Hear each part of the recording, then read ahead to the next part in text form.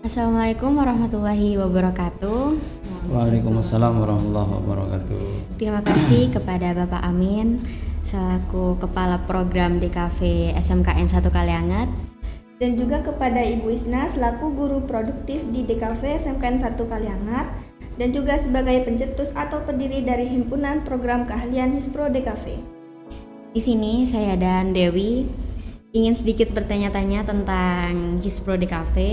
Bagaimana tanggapan Bapak dan Ibu terhadap peran Hispro DKV dalam mengembangkan komunikasi Hispro DKV ini di jurusan DKV? Baik, tentunya untuk Hispro ini merupakan sebuah program yang istilahnya saya katakan ini program lanjutan. Makanya saya kemarin sempat punya ide ketika Hispro pertama terbentuk kembali, saya turut senang gitu ya, karena Bu Isna ketika membentuk yang namanya Hispro ini butuh butuh perjuangan yang sangat luar biasa. Jadi ini sangat apresiatif gitu ya, makanya saya ingin kemarin membuat banner Hispro is back gitu. Jadi Hispro kembali.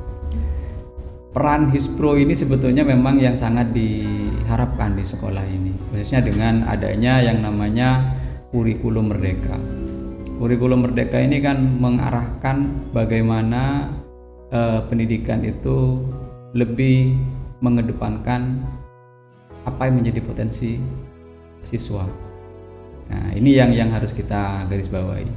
Makanya Hispro ini ada untuk mewadahi potensi-potensi yang ada di masing-masing anak, khususnya di jurusan DKV ini, karena tidak semua suka desain, tidak semua suka yang namanya fotografi gitu ya.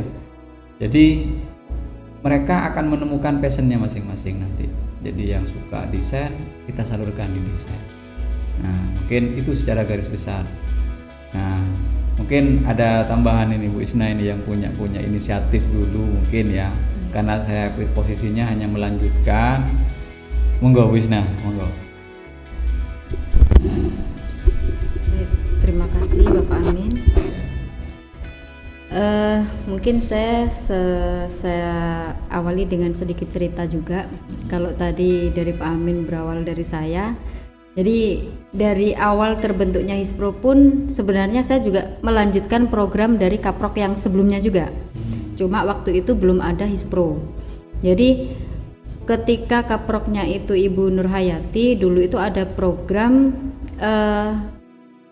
tutor teman sebaya, tapi memang belum ada namanya waktu itu, ya sekedar sharing aja, sharing belajar. Jadi waktu itu masih multimedia angkatan pertama, zamannya Kak Genta, kemudian Farah, Vira dan sebagainya tuh Sila.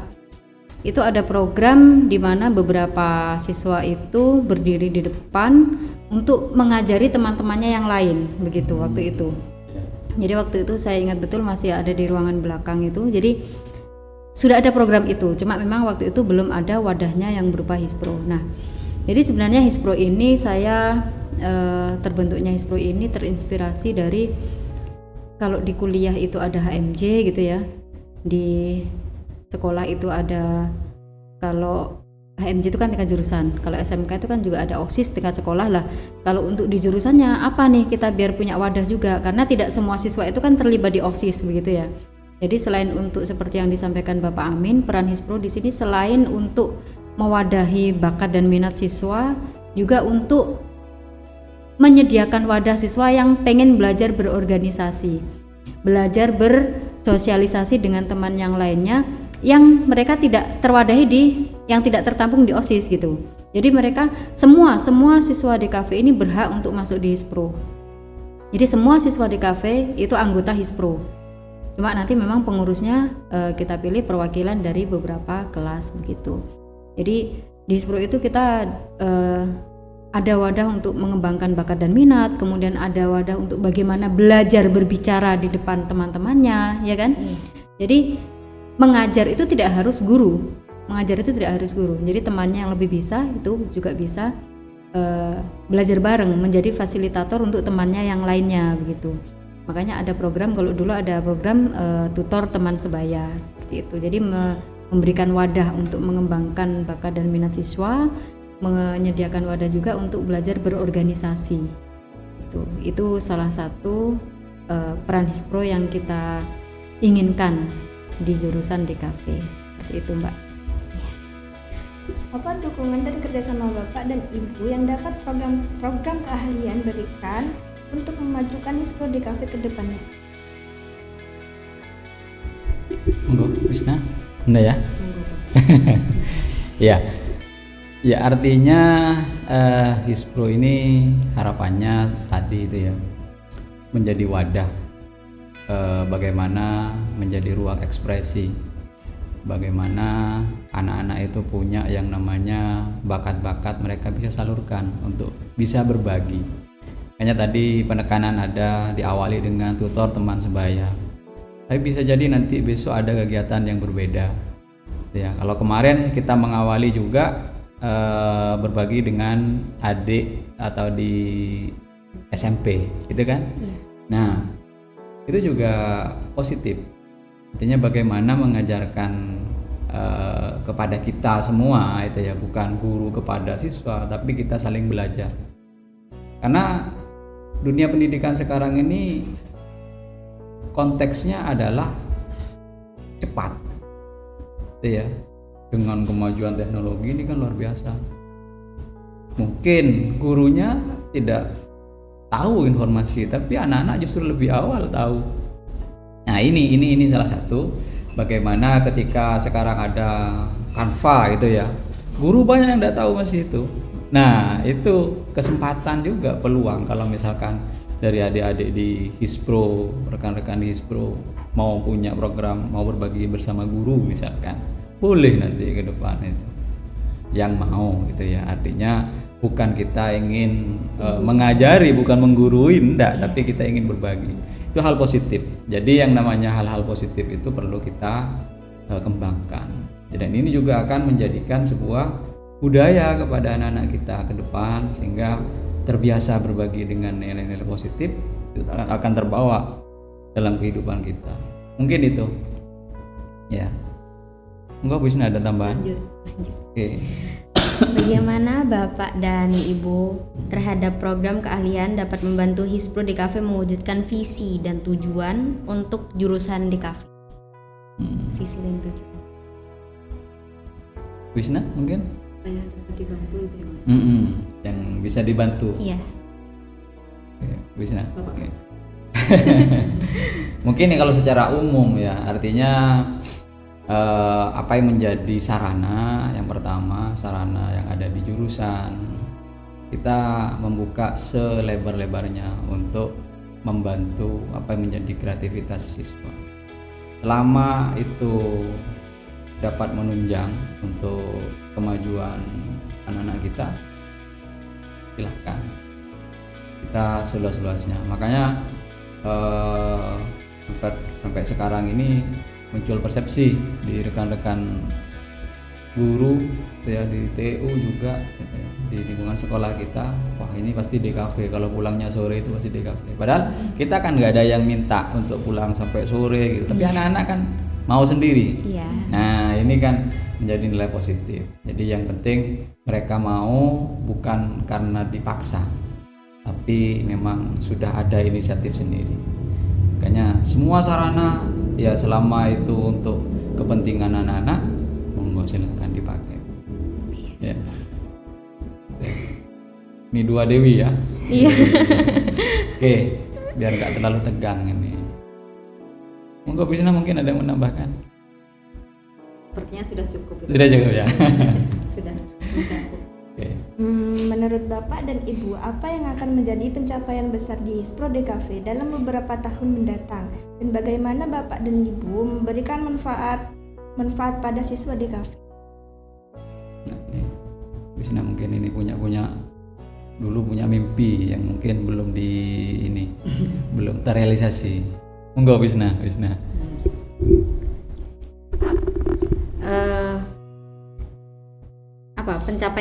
Pencapaian beberapa Ke depan, tahun ya. ke depan.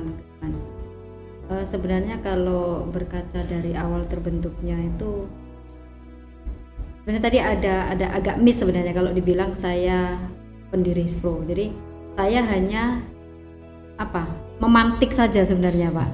Saya hanya memantik dan pencetusnya itu, pendirinya itu, foundernya itu adalah siswa.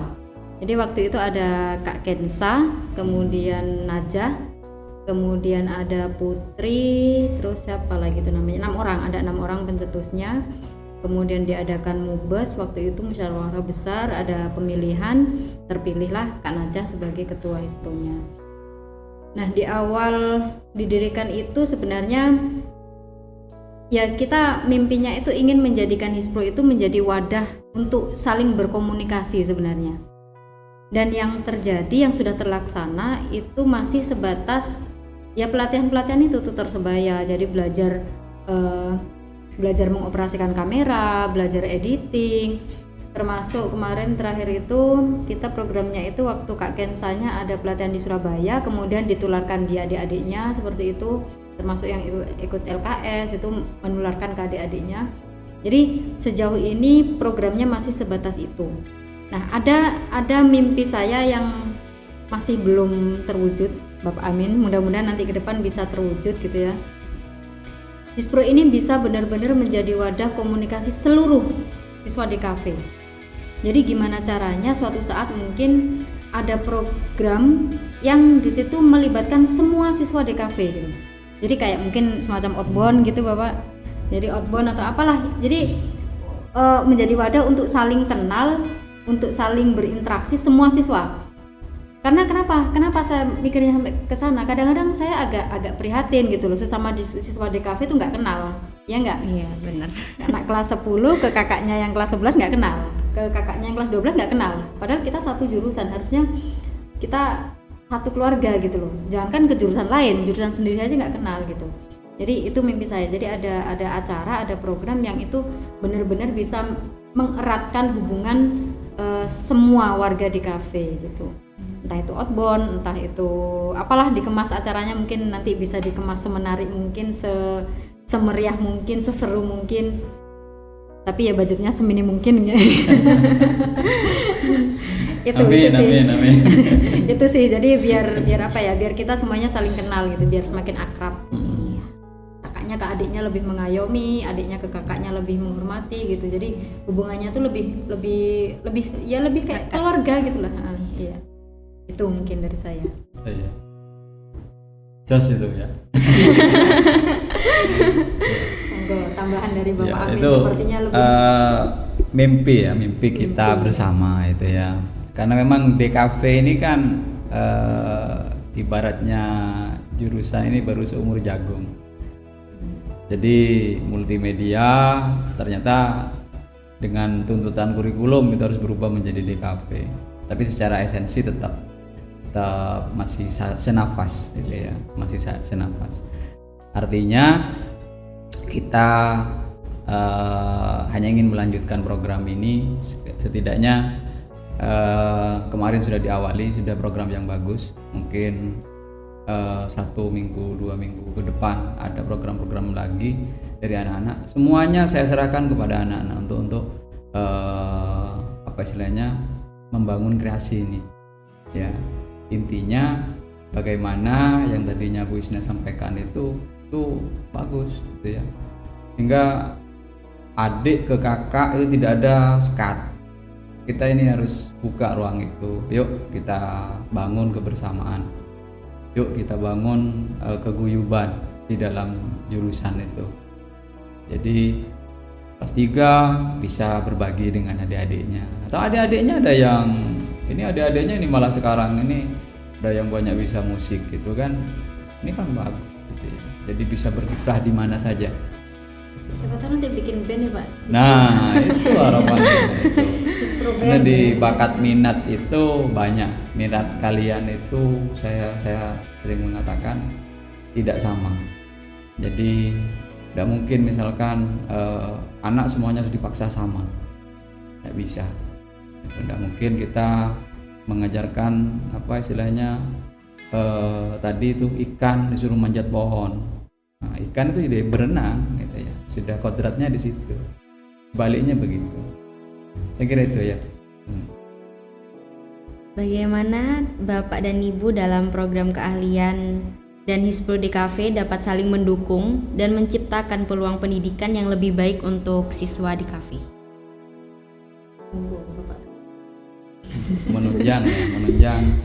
menunjang pendidikan ya. Jadi ya ini salah satu program Hispro ini sebetulnya sudah secara tidak langsung itu sudah menyokong, artinya membangkitkan giroh pendidikan kita ya. Karena intinya yang namanya pendidikan secara formal mungkin iya di kita ada namanya jurusan, ada namanya SMK. Tapi secara umum yang namanya pendidikannya tidak dibatasi ruang dan waktu. Kapanpun kita harus menimba pendidikan itu. Ya, jadi bagaimanapun juga ini sudah langkah awal yang lebih komplit nantinya. Kalau dulu mungkin hanya sekedar pembelajaran secara istilahnya pembelajarannya hanya formal, guru dengan murid. Nah, sekarang murid dengan murid juga bisa berbagi dengan gurunya. Kan banyak yang ini, Pak saya bisa program ini, Pak saya punya aplikasi baru. Ada loh yang seperti itu. Bahkan dulu waktu zamannya Genta ya, saya ingat itu. Ya Genta selalu memberi kemarin dulu itu ya Bu Isna ya. Iya. Jadi malah justru mereka yang menemukan, Pak saya punya aplikasi baru Pak untuk edit ini, Pak, edit video ini lebih efektif gini. Nah, itu yang kita harapkan. Mungkin itu. Ada tambahan Bu Isna, monggo Bu Isna. Ya intinya sama sih ya, intinya sama. Jadi bagaimanapun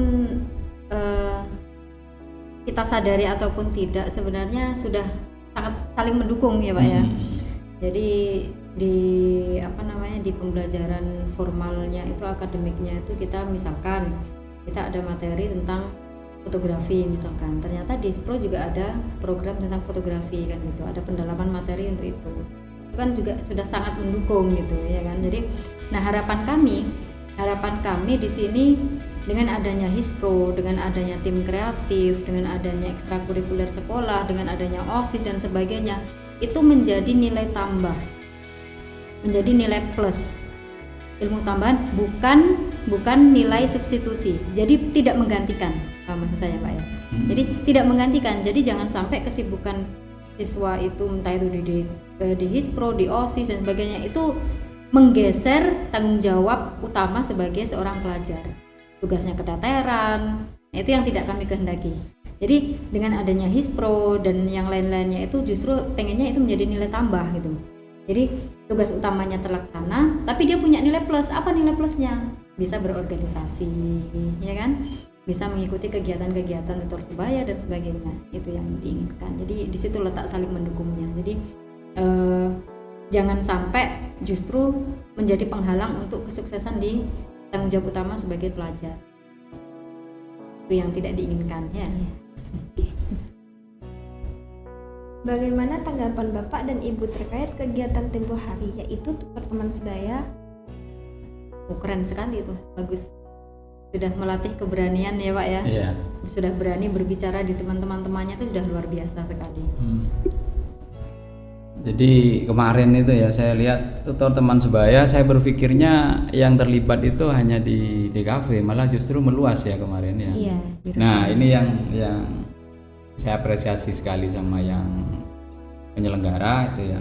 Malah justru dari jurusan lain itu yang saya lihat itu ada otomotif, ada listrik, ada NKBI itu. Wih, ada dari luar ini ya. Tapi saya bersyukur gitu ya. Artinya kita mau berbagi lebih luas lagi berarti scope kita. Bukan justru enggak asik ada jurusan lain. Bukan. Jadi justru saya malah senang. Gitu ya. Bisa berbagi lebih luas lagi, konteksnya lebih terbuka lagi. Jadi memang yang namanya DKV itu memang jurusan yang memang sangat dibutuhkan di era sekarang ini. Zamannya konten, ya kan? Zamannya YouTube gitu. Jadi itu yang harus kita bangga dulu, ya. Apakah Bapak dan Ibu punya pandangan ke depan terkait dengan program tutor teman sebaya bagi jurusan di kafe? Ya, saya kira itu tadi sudah Dewi ya. Jadi tadi sudah istilahnya dengan kemarin diawali tutor teman sebaya itu sudah bagus konsepnya gitu ya. Cuman tinggal dievaluasi. Jadi setiap kegiatan itu harus ada evaluasi. Karena bagaimanapun juga sukses apapun pelaksanaan pasti ada kurangnya. Nah, itulah yang harus kita belajar. Jadi kalau kita merasa sempurna melaksanakan kegiatan itu udah. Jadi evaluasi itu istilah sekarang ini dalam dunia pendidikan pembelajaran itu ada namanya refleksi. Ya, merefleksi mana apa yang kurang tadi. Oh iya, tadi koordinasinya kurang. Tadi sempat miss, tadi penyampaiannya sempat banyak yang gelagapan, misal itu ya. Itu evaluasi tetap butuh. Jadi tidak boleh kita merasa, udah bagus tadi pelaksananya. Tetap kita melakukan refleksi namanya, sehingga ke depan jauh lebih baik lagi. Jadi intinya kalau dalam prinsip agama itu kita sama dengan yang kemarin berarti kita rugi masih, ya kan?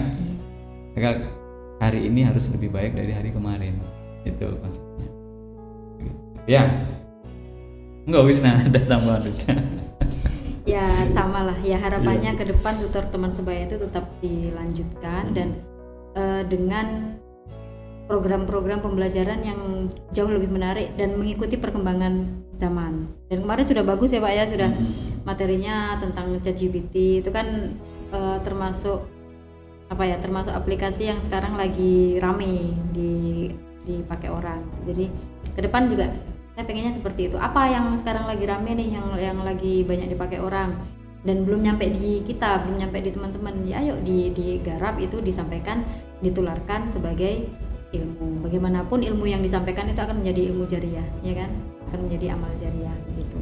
Dan betul kata Pak Amin tadi, jangan lupa selalu evaluasi. Bagaimanapun juga pengalaman adalah guru terbaik. Apa kemarin kurangnya diperbaiki ke depan. Seperti itu.